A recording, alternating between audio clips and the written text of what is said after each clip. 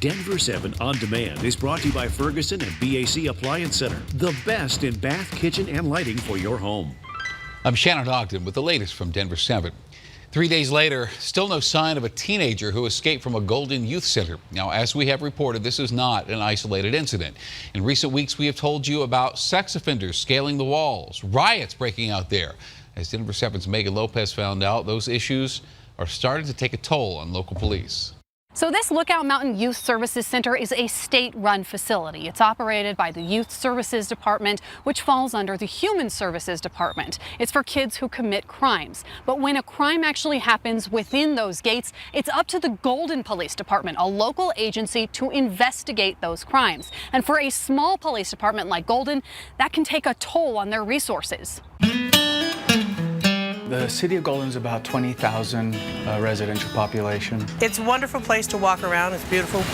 Just the mountains and how green everything is. Along the main street here in Golden, We're very proud of our town. it's the people that make this city special. The small town feel, you know. On every corner there's A lot of history named after Thomas Golden, was where Golden came from. a small city with a humble police department. Golden Police Department is a smaller department with only 63 employees.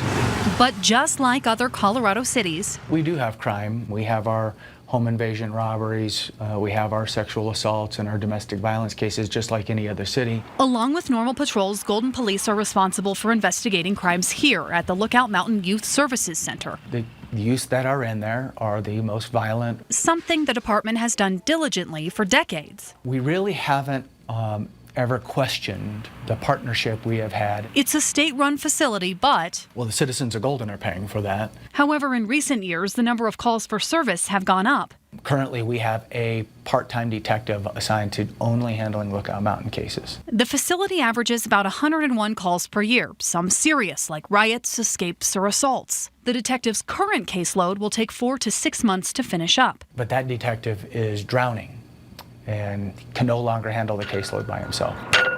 Draining the resources of an already small police department. Yeah, we're asking for help. So it started hosting discussions with the Colorado Bureau of Investigations, the Department of Youth Services, and others to ask if it's time for a change. There's been a lot of options that have been put on the table. Does the state then say, okay, we're going to pay for the part-time detective? Or an inspector general or independent investigator. But if they do that, what does that look like for the other facilities? And that's what we have to understand, is that this has far-reaching impacts statewide. More questions than answers right now. So this is unique. In Colorado, we're laying out the course of action. But the bottom line is that Golden Police say something needs to change. Lookout Mountain does not want the Golden Police Department to be responding to all these calls for service. They truly don't. But who else do they call? While they search for solutions, this tiny police department will still be in charge of leading those investigations. In Golden, Megan Lopez, Denver 7.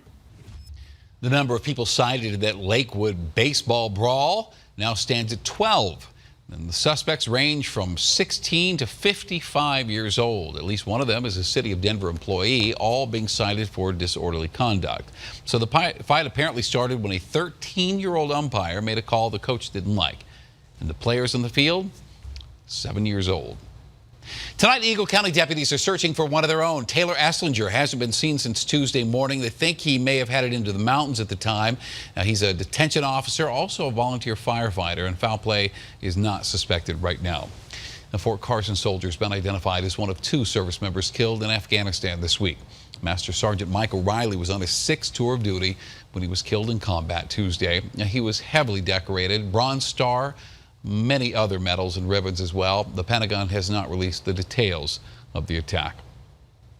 When we talk about growth in our Colorado, we often hear stories of people being priced out of the places they love. Now, cost isn't the issue in this case, but new development is. It is to blame for pushing out the central players here. Denver 7's Jason Grinauer explains. It's an overwhelming sense, I would say, of just being that close to something that is just seemingly untouchable otherwise. On top of an unassuming barn in Loveland, something vitally important is underway. My name is Scott Rashid. I'm director of the Colorado Avian Research and Rehabilitation Institute based out of Estes Park. These guys are why he's here. Is she pretty?